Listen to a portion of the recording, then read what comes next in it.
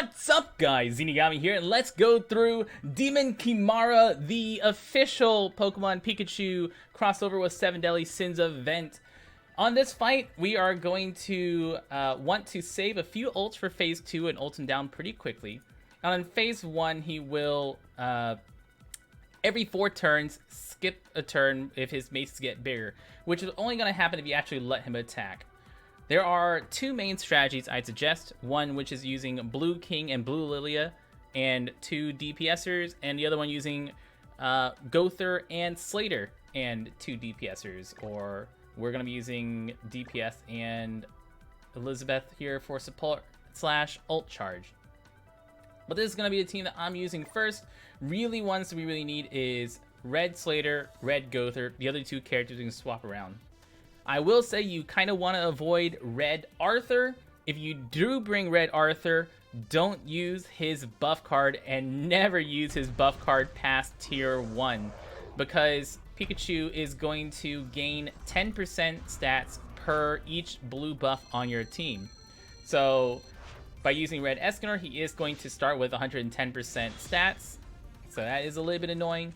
But if you bring Red Arthur and buff your whole team, he's going to gain, his stats will all double. That includes his health, attack, and defense. So by all means, avoid doing that. So the reason we're using Slater is because you can either debuff disable him or attack disable him. You can't use both at the same time. And whichever one you have applied, if you do the other one, it will overwrite the original debuff. And we're going to try to always maintain Slater's debuff on him, since Pikachu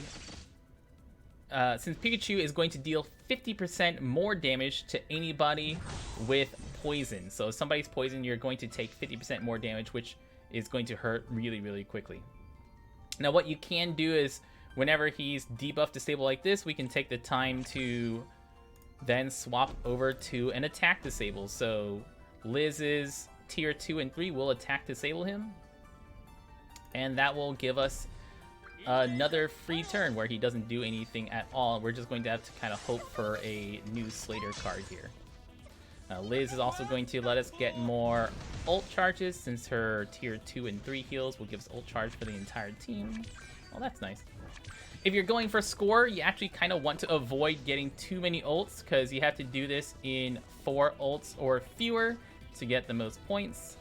We're actually gonna have to get poisoned here, which sucks, but what you gonna do?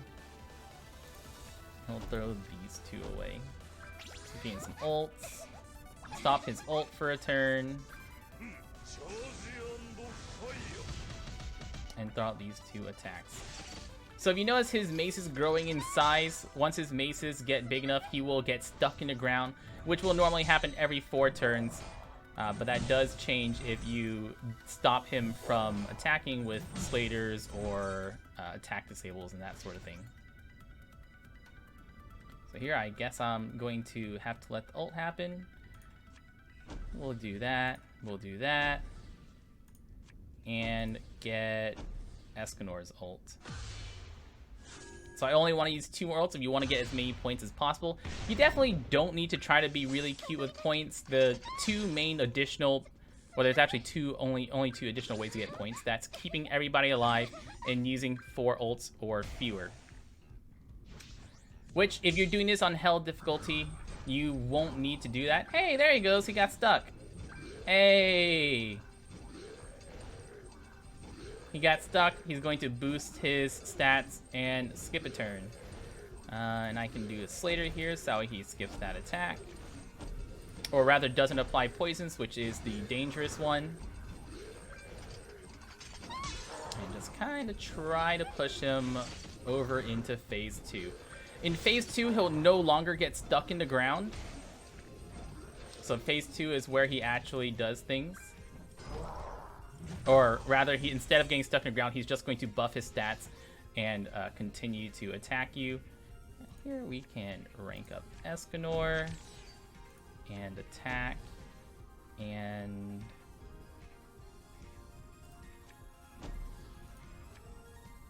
wait. Can I wait, stop. Let's just reset. Let's double rank up Escanor. Oh, it doesn't matter. It's already tier 2. Rank up Escanor. Rank up Escanor. Attack.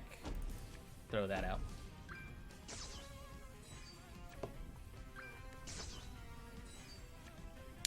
Move on to phase 2. Phase 2, mostly the same as phase 1. We're going to want to try to just avoid poisons. That's the super dangerous thing, since poisoning us will make us take a lot more damage.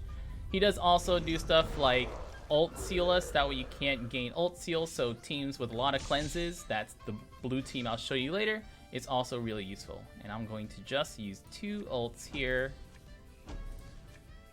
Otherwise we don't get as many points. And that should be a clear. Escanor ult, Slater ult does a ton of damage. And we're good to go. That's one Pikachu fight, guys. Check out my blue team after this. I've been Zeenigami. Thank you so much for watching. Y'all stay beautiful.